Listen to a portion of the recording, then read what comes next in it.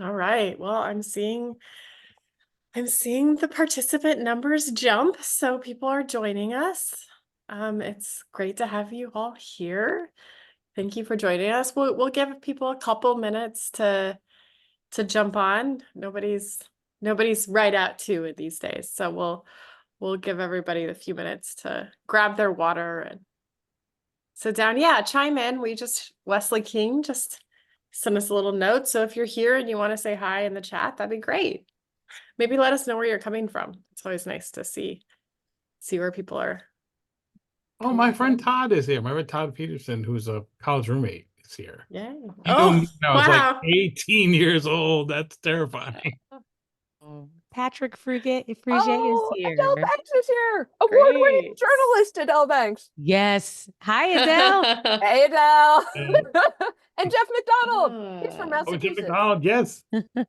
Not that we prefer any of that. We're This is great. All over. Bob, you're in Seattle. Illinois today. Nicole, where are you? I'm right outside of Baltimore. Okay. Mm-hmm. Oh, yay. So I might be close to Adele. I'm not far from DC. Yeah. Have a Yeah, beautiful and mix. Adele's not far from from Baltimore. Not far from Baltimore. Yeah. Yeah. All right, good. All right, I'm gonna give us one more minute and then we'll get started. Oh, Todd, you owe Bob, someone apparently. a pizza. I probably do. I think for many things. Oh, it's great. Sounds right.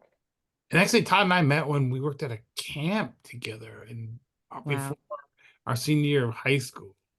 Wow. When we were 17. This is a long time ago.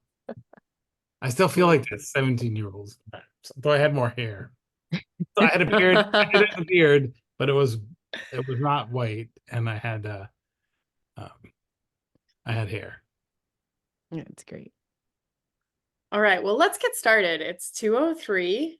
We are thrilled to have a number of you participating from all over the country. It seems like we've got Seattle, Chicago, Albany, Nashville. So this is great. And welcome to our panel. Topic is taking the temperature of the church.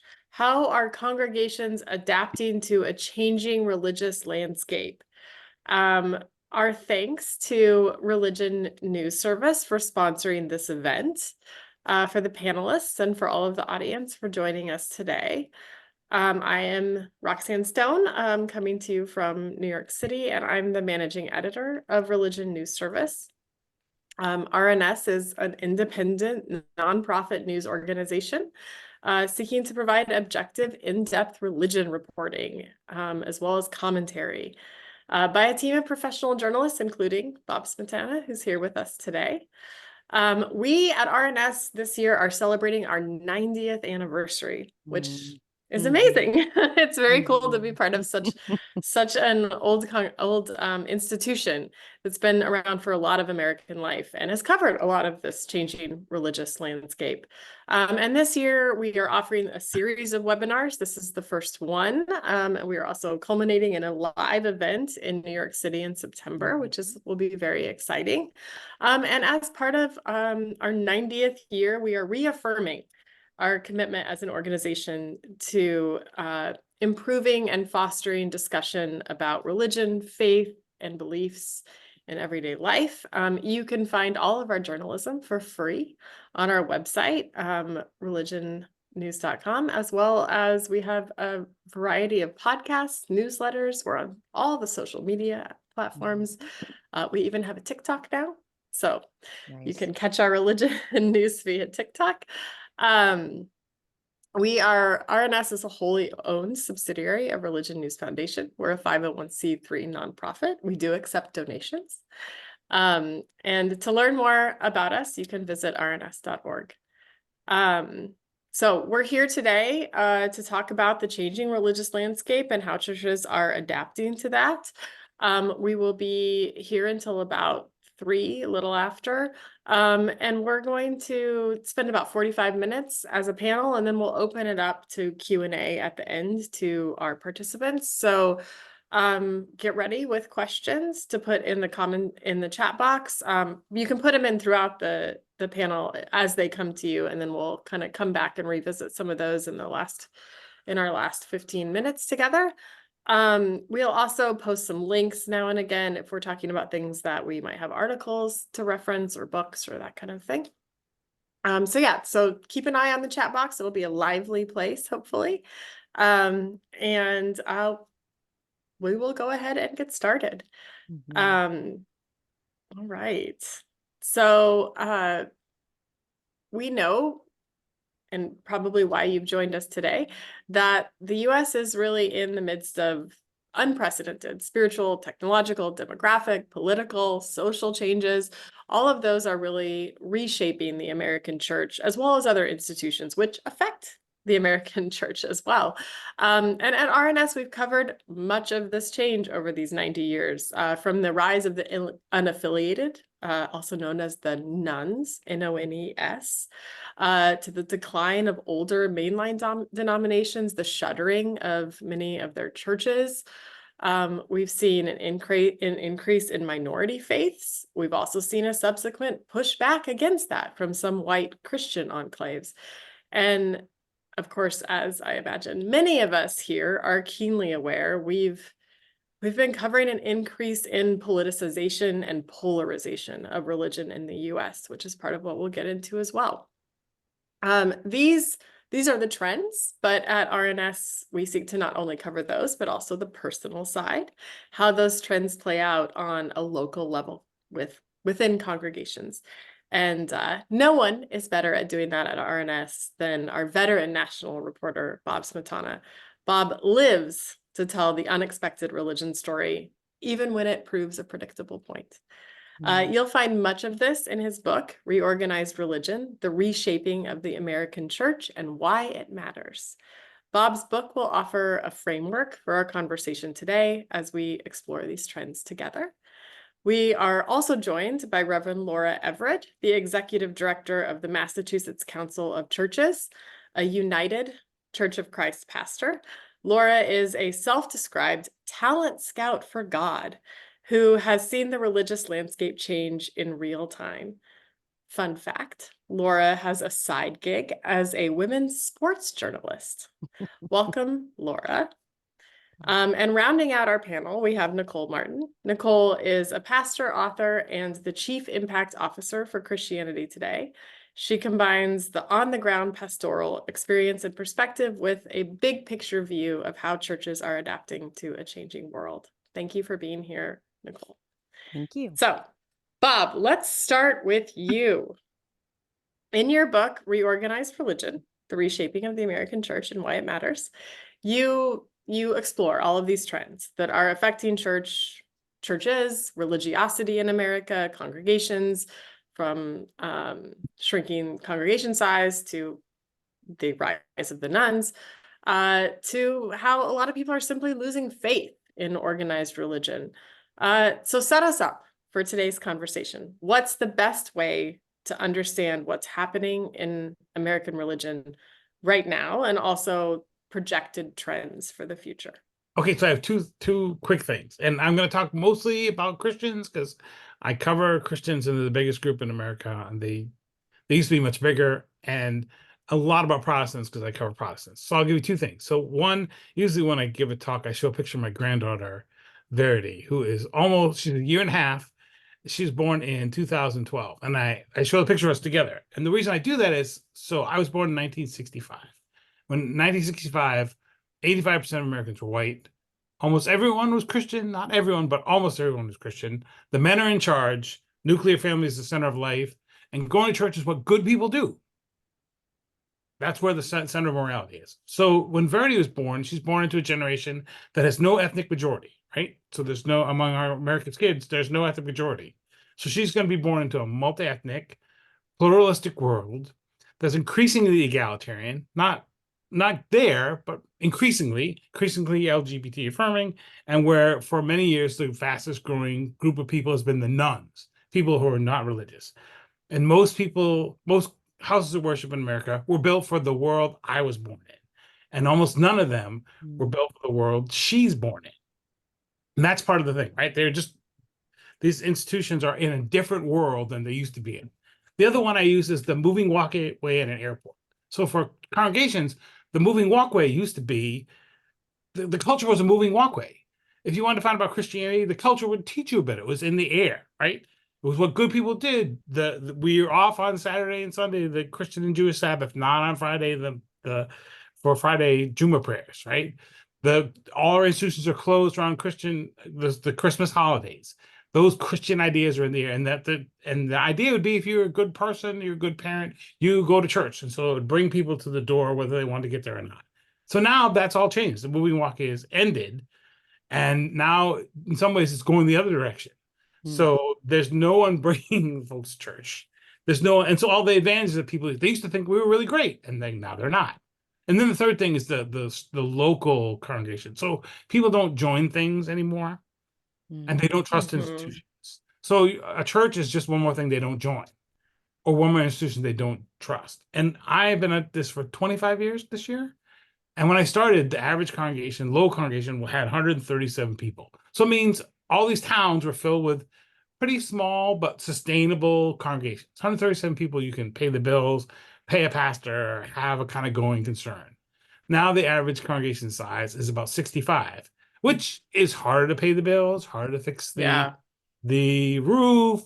If you still trying to do all the programs you used to do, but everybody's worn out. And so all those, you have instead communities filled with a bunch of congregations that might not be sustainable. In fact, we'll probably see thousands or tens of thousands of congregations shut down. And so that's another part of it, right? So, and maybe the fourth thing, and I'll stop, is that many people who go to church are not aware of this. Because if you go to church in particular, you go to a big church. They go to a big church. So they're in these big churches. The average person, according to the National Congregation Study, goes to a congregation of about 350 to 400 people. So they're all in big church. So they are probably going, wait, in our church, everything's going great. But now there's a disconnect because all these other congregations that used to be doing really well are closing. So there's this real tension. Then you have the polarization and everything. But when I talk to folks about this, I say, if the people in the congregations are not freaking out, they're not paying attention because it's a very stressful, difficult time for those congregations. So that's a bit of an overview. Tell tell us a little bit more about, and you've written about this both in the book and for RNS, this sort of, you have these shrinking local congregations, but then you also have the growth of megachurches, and those are not only like growing in number, but the size of megachurches are growing. And so how can both of those things be happening?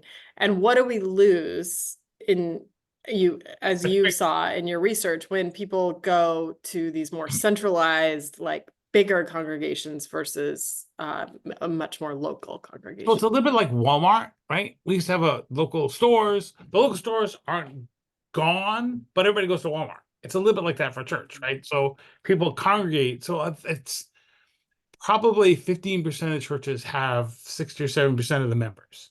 So lots of congregations. So these two things are going on at the same time. This kind of consolidation of people into big churches, as well as the aging and shrinking of congregations. So you had both going on. And some of those congregations that are shrinking used to be pretty big. They used to have 100, 200, 300, but now they don't have the space because they're not in the. Sometimes we have congregations that are in the places where people used to live. And when you build a new building, you build it where the people live, and you often build a larger space. So they're on the outskirts of town. So that's one of the things, right? So people have gravitated to, like, the same way they gravitate to Walmart, a big box store, they go to a big box church. So that's one thing. And you asked the second part of the question, which I forgot, and so I was going to make it up, but then sort of what we might lose by that, by the Walmartification. One of the things that big congregations do well is they're efficient.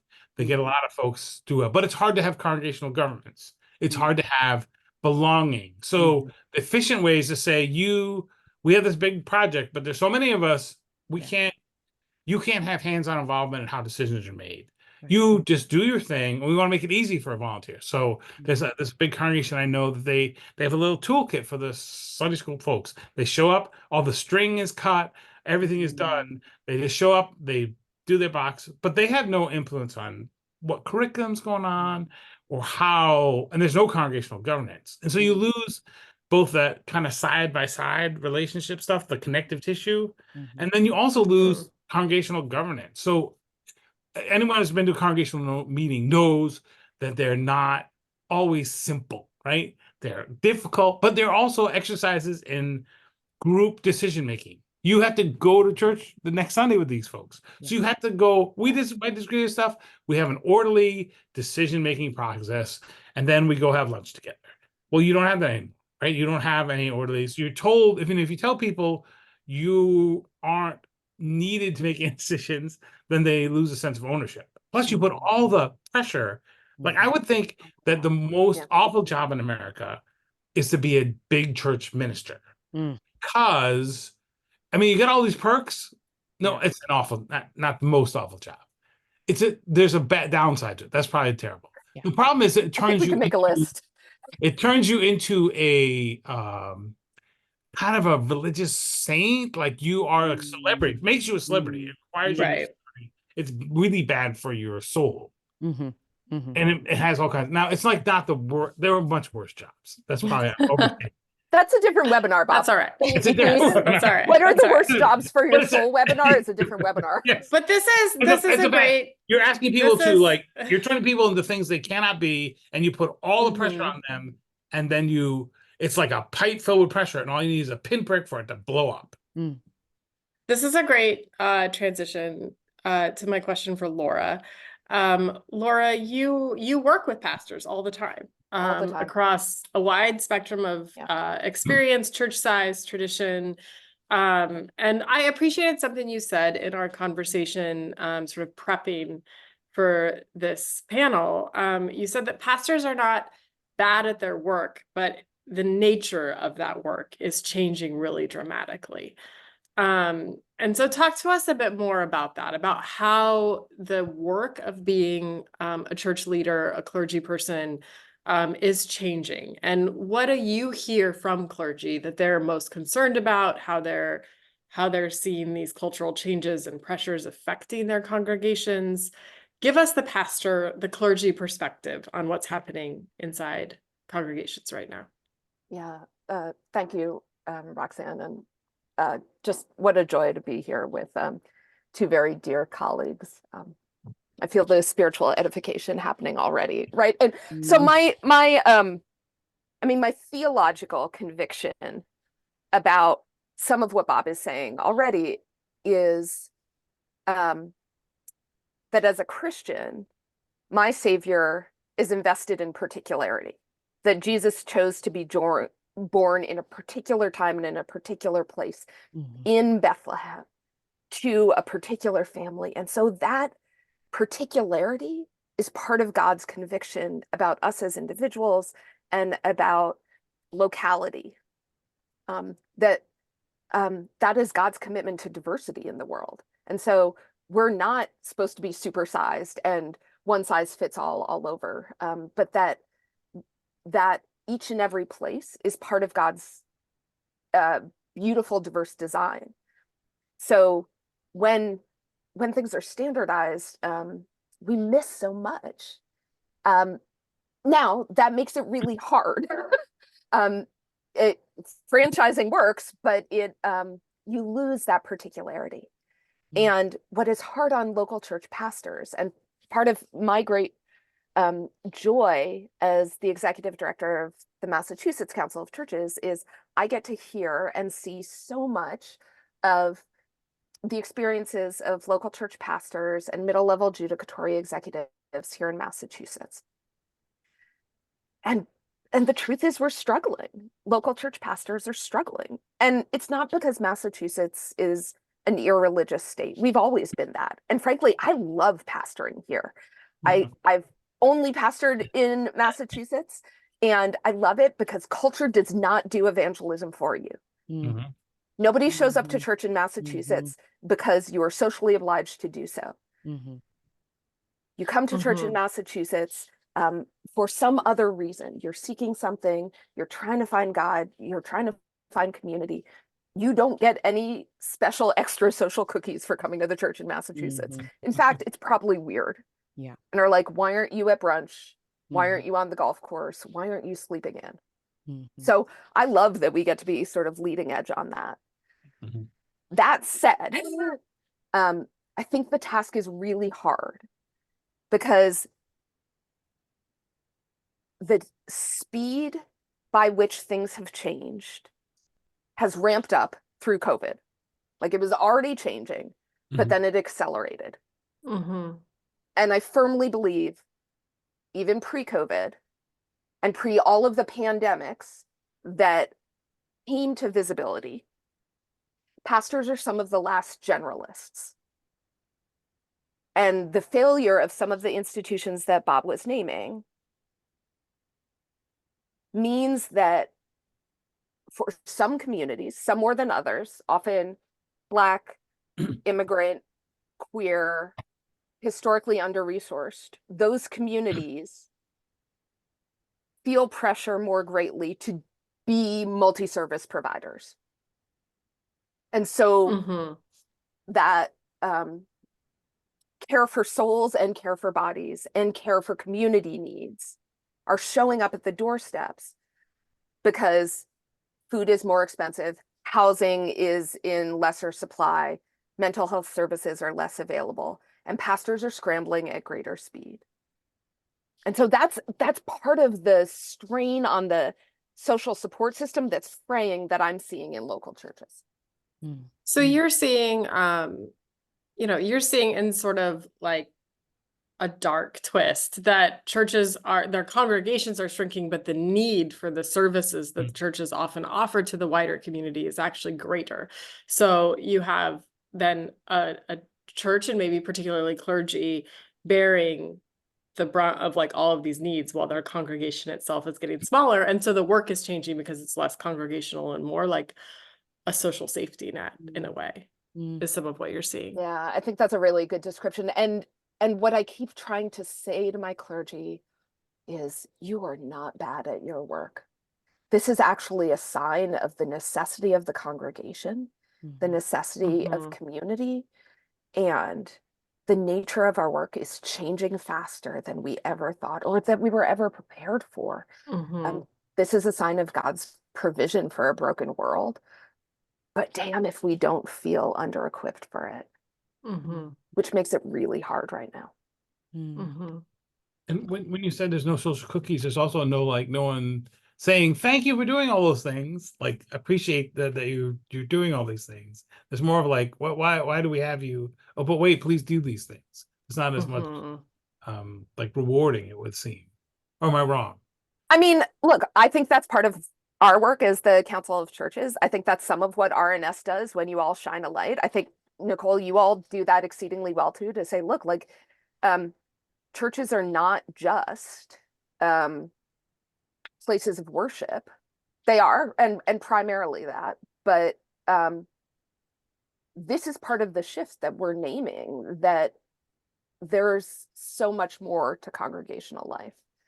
I continue to try to make that argument to philanthropists to say, look, you tell me you want to solve the racial wealth gap, invest in Black congregations. I don't care candidly, I don't care what you think about Jesus, but you want to talk about what a center of Black community is? Invest in that Black church. I mean, I would add to that as we're talking about this church as a social safety net. There are some communities where that's always been the case, where it's always been the church is the center. When I look at the growth of churches in immigrant communities in the U.S., many of them come to the U.S. or they have children here and they don't speak the language well and they don't know the legal system and they don't know, where to find a babysitter. No one's familiar with care.com. So the church becomes the space to find a child provider, to, get a local dentist, to learn the language, to sign up to vote. I mean, there's a certain I don't want us to ignore that. And I think this is where the challenge and the opportunity comes at the same time. We have a challenge with the American narrative of the church. What's happening in America is true. The church is declining across the board. And at the same time, we have an opportunity to see in the midst of that narrative what other narratives are happening that we need to pay attention to. And I would say that those narratives are happening in immigrant churches where we need to see there's growth here, there's family here. It's not drama free. No church is drama free. I mean, we could define church as just a touch of drama. But you know, I would say in African American churches and Hispanic churches, there's a growth happening, and it's not without challenge, but do we have the patience, the fortitude, the cultural curiosity to say, let me lean in, let me learn, let me listen, let me see what's happening here, so that either I can be a part of that or I can learn from this community that's growing and maybe find something that would help our church to grow as well. That's beautiful. Nicole, you've really preempted my first question for you. Very good. which makes me feel good about the question. But Yeah. In your work at Christianity Today, and before that, you spend a lot of time thinking about focusing on the future of the church, both in looking at the church's growth globally as well as among the next generation. And we know that, as you just said, in many ways, the future of the American church it's tied to the rest of the world. Yes. As America grows increasingly diverse demographically, through immigration, through,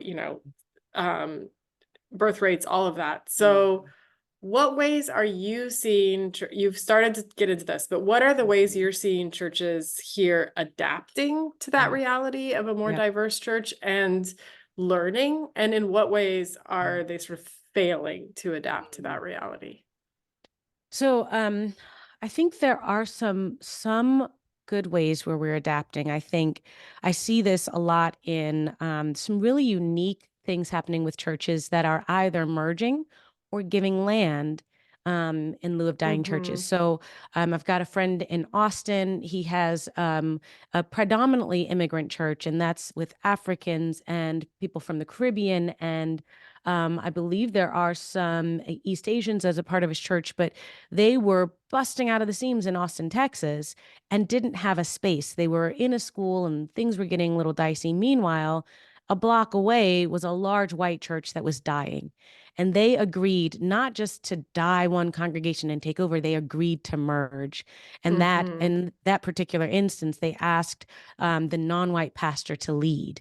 And that was, to me, a great example of what it looks like. Now, here's the truth. The white parishioners felt a bit uncomfortable and they left.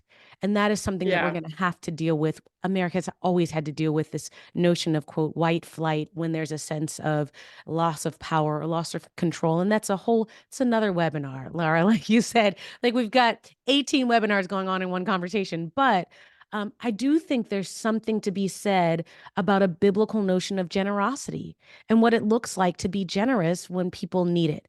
The other challenge that I think we have, and maybe I like to frame our challenges as also opportunities, comes with our connections with the global church. So a few weeks ago, I had the privilege of being in Kenya. I was in Nairobi and met with several pastors there.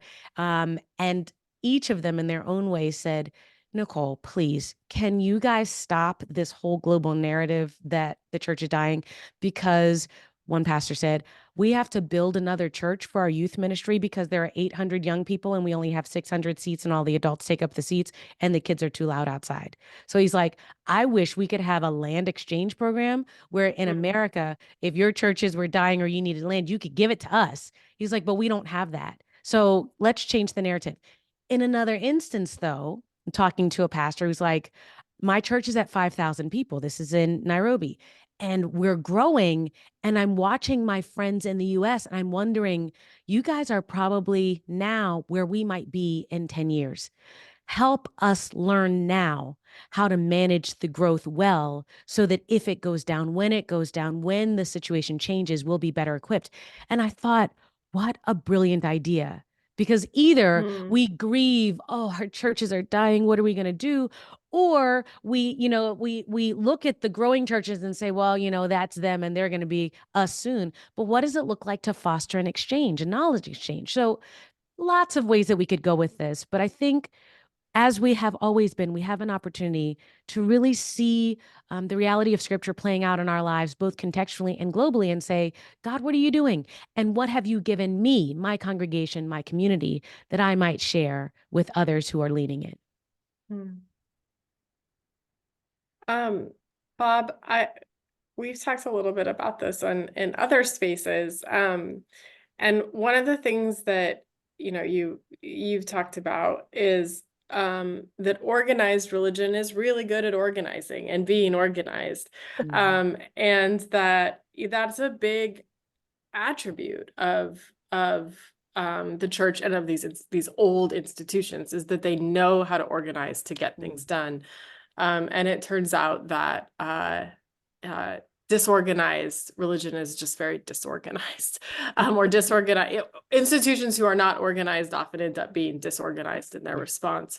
So talk a little bit about that, and about the sort of these ways that, when we lose religion in America, when we secularize, like what we're also losing when we lose the institutional organized church Sure. beyond just religiosity. And it does a little bit go back to if I could go back for 1 second and recant my words, that the big pastor, but big church pastors are a bit of time bombs. We're making them into time bombs, put all the power and glory on them, saying you'll be great, and then you put all your faith in them, and then you like build an institution on them. It's like build your house on the sand, right? There's a whole Bible verse about that.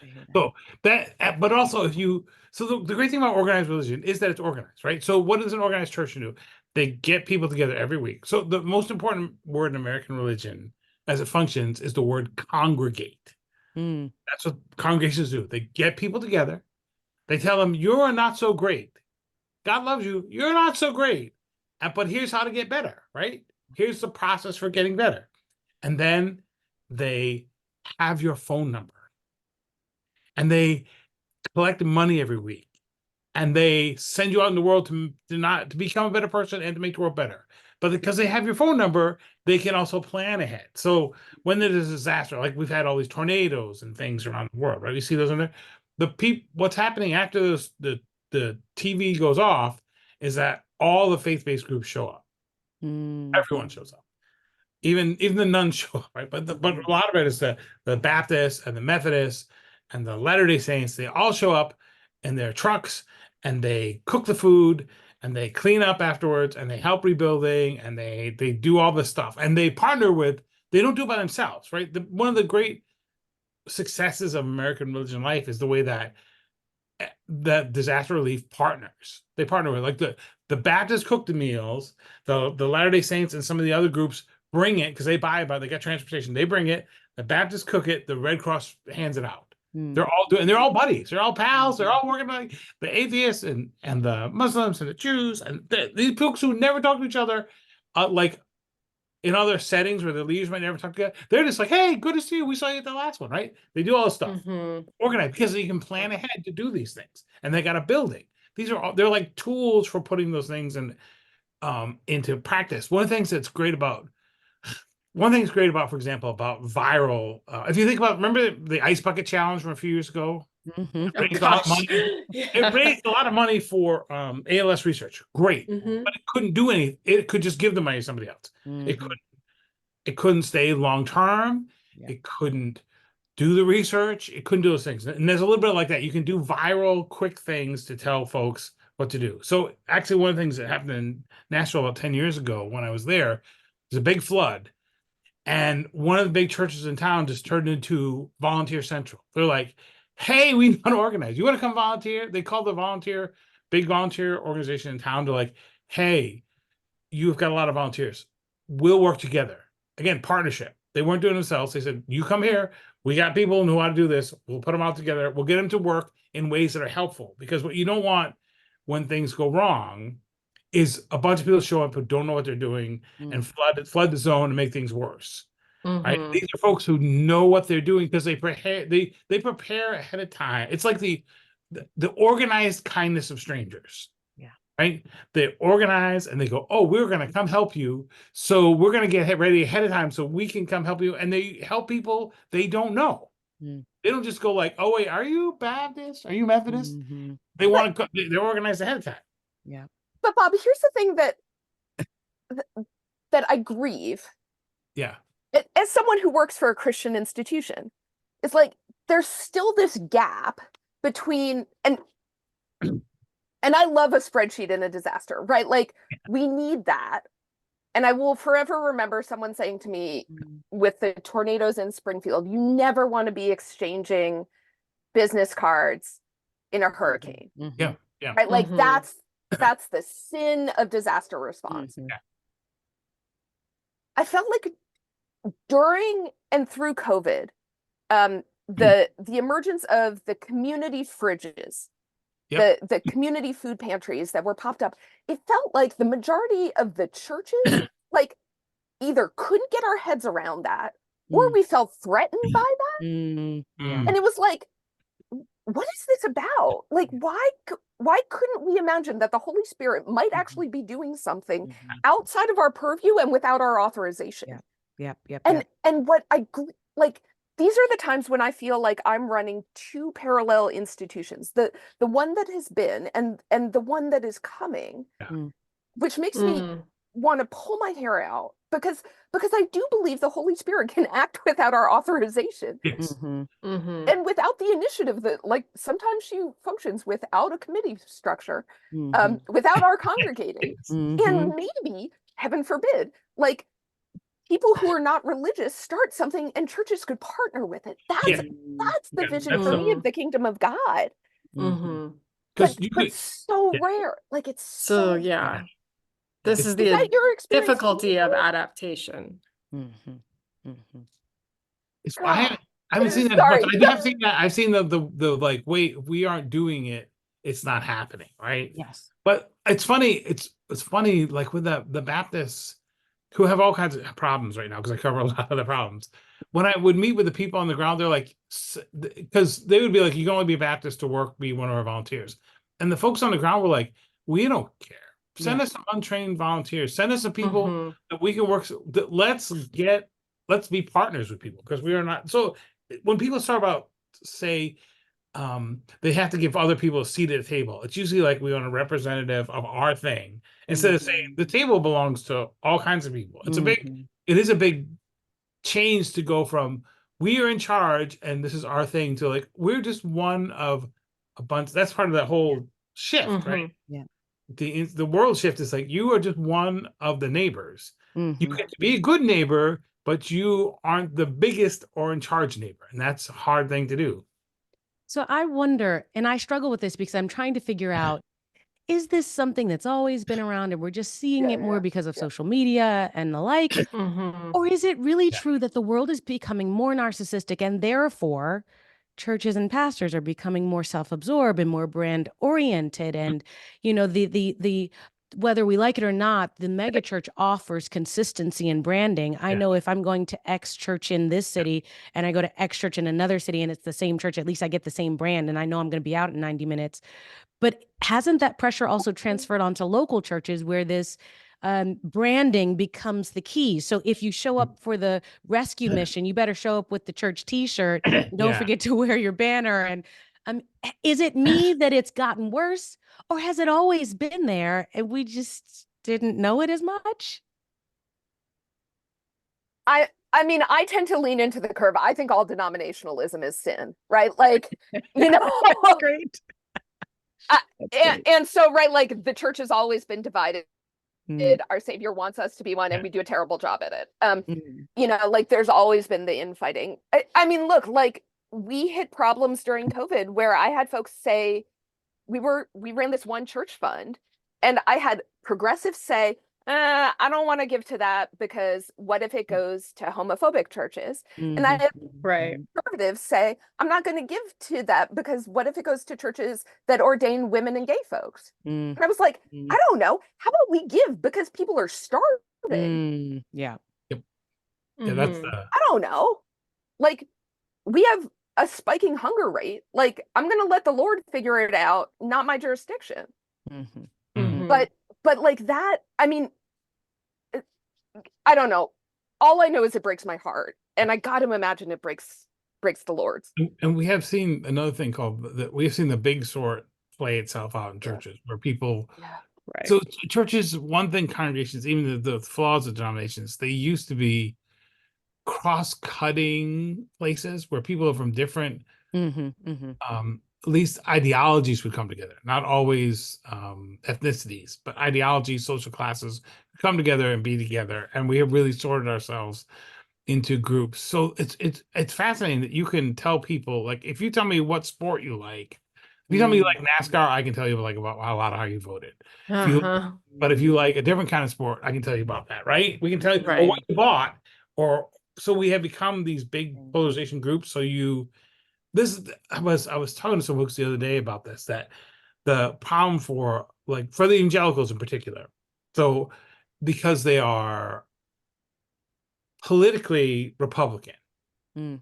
an identification, particularly white evangelicals, but mostly white Christians. But let's take white evangelicals. But they're also very outreach oriented. We want to bring lots of people in. So the people that they want to bring in are also their enemies. Mhm. So that becomes messy, right? If you tell people you're not welcome and you have to come and you don't have different people, the Democrats and the Republicans sitting next to each other Yeah. going, let's, these are my friends. Yeah. We disagree about all kinds of stuff, and then we're going to have church potluck together and drink coffee Mhm. and do stuff together. Then there's that kind of intergroup trust is no longer there. So there was a great thing in the Presbyterian Church in America, which it wasn't great, but it was like a perfect example of this. Yeah. They had a depolarization panel, which was too I told- polarizing to have. Like, Right. I remember let's that. talk about Yeah. depolarization. No, we Saw that can't, because article. it's too Yeah. polarizing. And the idea I can't talk to people of the other. What is interesting, like sometimes you see this from rural ministry.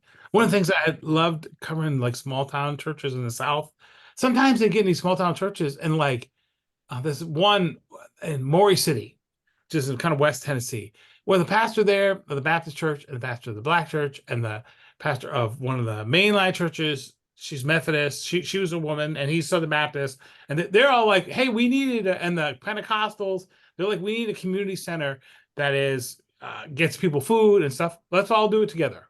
Let's just do it because Mhm. they didn't have enough um they didn't have enough power to not do it.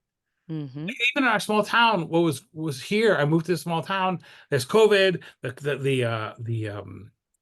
what broke down, the food pantry closed because they lost their lease. The local food pantry, which was started by a nun, like the biggest food bank in Northern Illinois, was started by a nun, which is great. And it's not a religious group, but they called the church. They're like, hey, they called the clergy association. They got a bunch of people together. They're like, we got to do this. So there is, like, sometimes if once you're past the point you're not in charge, you can get that. But it is like, I just see all this, like, oh no, you did this thing that I don't like, so I can't talk to you. You're like, but we want to do this other thing that is, I love, though he had his own problems, but Millard Fuller, the guy who founded Habitat, that's a whole other thing. I used to work with him. Mhm. He had this book called The Theology of the Hammer, which was Yeah. like, if you'll pick up a hammer and Yeah. pound some boards, we can build a house. I'll work with you. Yeah. And there's a kind of like, Mhm. but that takes a like, what's the bigger need part of it, and it also means that like, I think this strikes me now for congregations. When I ever talk to folks and I'm talking too much, I tell people, you hold the future of American religion in your hands Yeah. right now, because the decisions you make will do this. And you could, we're all going to have to live together, so that there's some new data about the nuns that they're slowing down, but they're not going to be like the majority of Americans. So you're going to have like 40% of nuns, 45% of Christians, and then like 15% of Right. those people all living next to each other. We're Mm. all going to Right. have to figure out going on. And what religious groups have in their heart is this idea of like, hey, you should be caring about blessing the world. You could get along. If you did something stupid, don't do the stupid thing anymore. Say you're sorry, but also you can be forgiven for being a terrible person, but you have to get better, right? You don't just get to stay being terrible. you have to make amends for it, and it has techniques and abilities and skills at helping people deal with their failings and their harm to other people, make amends. Because you make amends though when you did a terrible thing because you're grateful, you're forgiven for it. That's all right there. They have all this wealth of stuff. But if you choose instead to say, I'm just going to hate my neighbor because it's too important to hate my neighbor, that other stuff is not really important, it doesn't really work, then you let folks down. And you just like, I'm hopeful about some things. Mhm. I go like, stop, no, don't argue about that. There's no more time for being stupid and noise and hating other people. Who wants to hate other people when we could do some other fun things to help each other out and get like when I go to the dog park, I'm gonna stop. I got a dog. I go to the dog park with my neighbor who's got a Trump thing. We watch our dogs. We talk to each other. We're not talking about politics. I'm like, oh wait, I could do something with this person and not fight with them. That would be nice. And churches, that's their thing. Like, let's not fight each other. Yeah. Kill each Bob, other. Let's be better. That's a Sorry. I great feel like tagline for this a is what church. you're getting at, Bob, is Sorry. this. I'll shut up. I feel like what you're getting at, Bob, is this idea that like churches have something to offer a polarized moment if they could step in and do that, and do this thing that they've been trained to do, or that at least is part of their value system. Nicole, I know you sit like at Christianity Today, you sort of sit in like the center of a lot of very different ideas of Yeah. Christianity. How are you seeing sort of churches do the work of bridging some of these polarization divides? Yeah. So I think one thing that we're seeing actually depends on how a church views family. So in some churches where nuclear Interesting. family kind of sits in the center, Mhm. discovered at least 2016 and beyond that some of the hardest conversations you're going to have are with your family.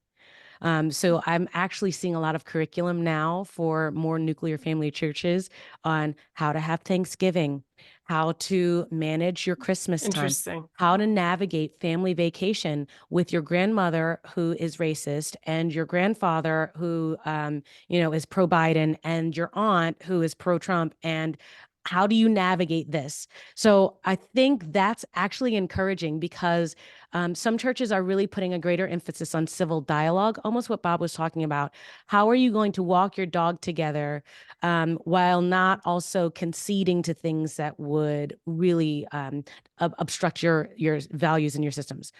In other congregations, and I think this is true more so in urban congregations where there's high need and a high population of churches, we really are seeing greater collaboration through organizations like Laura's, where there's a middle person saying, let's all come together. So back in the early 2000s, there were a lot of pulpit exchanges between predominantly Black and predominantly white churches. Let's trade choirs, let's trade pastors. And we recognized it didn't get very far.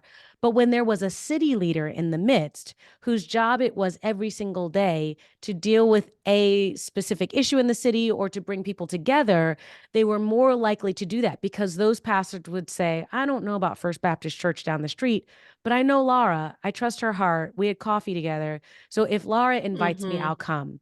So I think there's a lot more emphasis on conversations, starting with the family. There's a lot more emphasis on city-based work, which I think is actually working pretty well so far. Interesting. But honestly, deep down, we are going to have to think about what does it mean to be Christian now? Is my faith a centered set where I can believe what I believe and still sit in the room with you? Or is my faith bounded, which means I can only be around people who have the same beliefs, look the same, sound the same, talk the same, and anyone outside of my bounded set doesn't belong. I think today is now, and I think this is the biblical call to be the centered set and to be so, if you're evangelical, so attractive that people want to know more and they'd like to join and not feel coerced because that's either the cultural norm or because you've proselytized them so much that they just want you out of their homes and out of their lives. And so they go to church with you. But maybe I'm speaking of a Southern reality. I don't know. I'm going to kick to our audience questions, our participant questions. And One of the first ones from Marty Keller. I'm gonna direct this one to you, Laura, because I remember you mentioning this when we talked early on about bivocational pastors, Mm. and sort of how that's becoming more of a reality. And Marty Keller asked us to talk about the trend and possibilities of part-time shared ministries, which Mm. now that I'm reading that might not be the bivocational pastor question. I was reading it quickly, but I do think maybe that's part of that, is this like there's bivocational pastors, there's churches sharing ministries. Mhm. Talk a little bit about some of what you're seeing in terms of sort of a bigger box for these ideas than one church doing its thing and the pastor leading that church and that church's things. Yeah, and that's a huge trend. And I think as Reverend Nicole referred to earlier, that is a real opportunity for primarily white institutions to really learn from communities for whom that has always been the norm and don't have a sense of failure, anxiety, shame around that. For so many of my majority white churches, they go down to part-time. It is seen as a loss. Mm-hmm. And for so many majority immigrant churches, this has always been the way. Or historic Black churches, there's always been a sense that you're an educator and a pastor. You're engaged in ministry in the community as a primary vocation and pastor as well. And so at Mass Council, we have a grant from the Lilly Foundation to convene intentionally cohorts of majority white and pastors of color for that cross cultural learning. And you know, that's going to be the demographic future. One of the really interesting things that Professor Stephen Sandage from Boston University's Danielson Institute found in his research on PTSD in clergy is that it seems that, I mean, the bad news, just to be honest, is that the PTSD rates in clergy are astronomical. They are higher than that of returning combat veterans. Yep. Wow. Yep. I could see that. Like, we need to deal with this, Saints, for a number of reasons. A small piece of good news in that is that when clergy work together, those numbers decrease. So when we are either working on multi-staff churches or when we are bivocational, those numbers seem to go down because people seem to have a sense of vocation that is larger than just your local congregation. So we really think that not shying away from those congregations and helping denominational structures shift around bivocational ministry is really a way to go. And learning from the communities for whom this has long been a model. Very good point. From Matt McGee, and I'm going to address this one to Nicole. What skills will young ministers need in the new religious climate, and how does that differ from the seminary training of previous generations? It's such a great question. It is a good question. Oh, so okay, my first thought is one skill that pastors will need is probably more around community development work. And again, I keep going back to this kind of middle centric idea of a city-based ministry, what Laura's doing. But they're also going to need the ability to see themselves fully, not narcissistically, not the ability to see their egos and their platforms and how many followers they have on Instagram, but to really see themselves as disciples with weaknesses. And the reason why I say that is because you're going to need somebody in the city to get you and your church and your congregation beyond where you can go. And it is a win when a pastor can stand up and say, we didn't do this by ourselves. We did it with a bunch of people. So that's always good. But secondly, the only way you're going to get there is if you recognize that you've got a gap. And I'm often troubled by when Bob was talking about the pastor, the one thing I would say is I don't think this weight is just on a megachurch pastor. I think it's pastors everywhere. There's a lot of pressure for perfection. And when you're perfect, you have all the answers and you don't need help. And if you don't need help, you don't know who to ask. So I have pastor friends who are like, I went to seminary, got my degree. Now I got to sell my building. I don't know real estate. I don't know what I'm supposed to do. Or another pastor friend of mine, someone bequeathed their house to us in the will. So I've got to figure out what to do with this. So I think having a skill set that says, I'm not a realtor, but I can find some people who can get me there. Or I'm not an investment manager, but I can find people who can get us there. That would give us at least the ability to know where your gaps are. Every person in life has gaps, and seminary is not going to leave you any differently. The question is, how do you see yourself well enough to say, these are my gaps, these are spaces where I need help, and this is what community win and ownership looks like. I think that would be a gift to every leader in church right now. Thank you so much. Last question, we'll throw it to Bob, our convener here today. Ellie Davis asked, and this is interesting. I'm wondering if you might even talk about your YMCA, your recent YMCA story, Bob.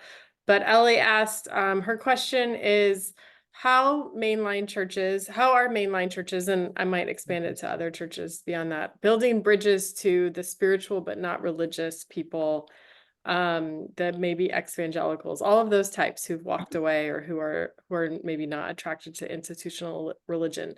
She posed a few possibilities, like offering yoga or exploring mysticism, encouraging silent retreats. What's new in this space? So there's a lot of that. There's a lot of this new, I call it new. I saw a church recently does Dungeons and Dragons and doing stuff.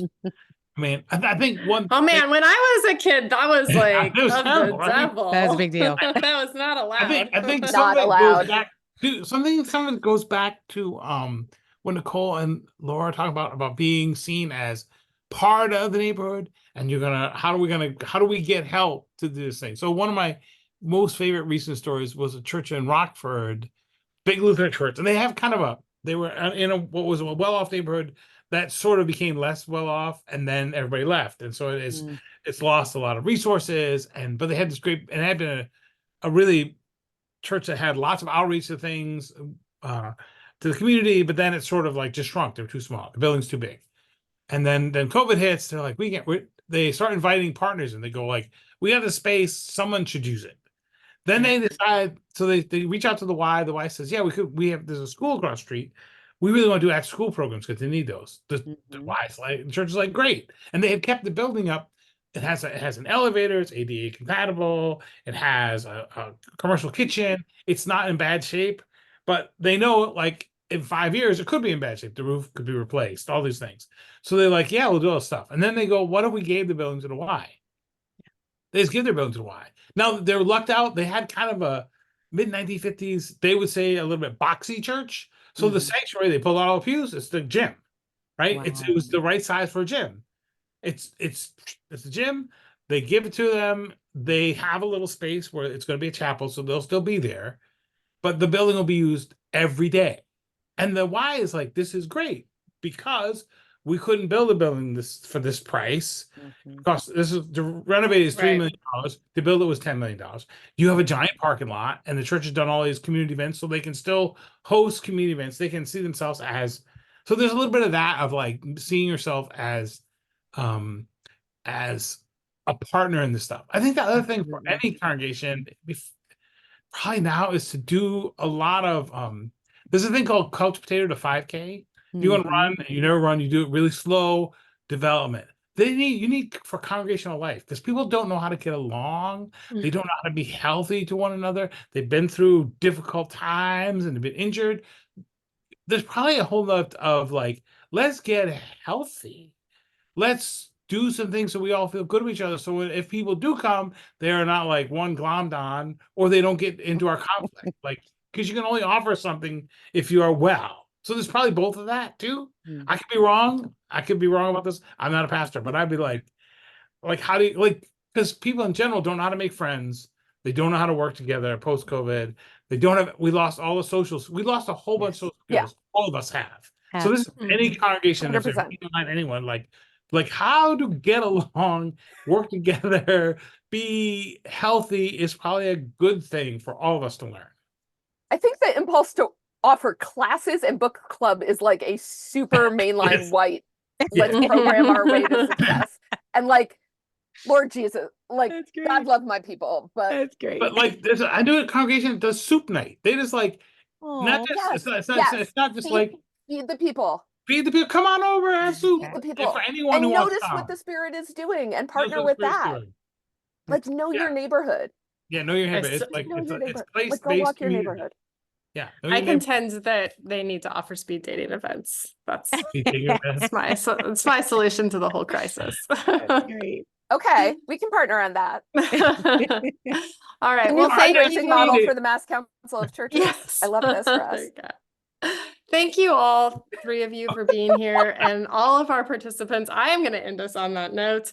And thank you to our listeners and for the great questions in the chat. Yeah. And I have been reminded to tell all of you that the recording will be sent out to you. So if you registered for this webinar, you will receive a link to the recording and be able to watch it again at your leisure. So thank you very much, everyone, and we hope you have an amazing afternoon. Thanks so much. And join us for our next webinar.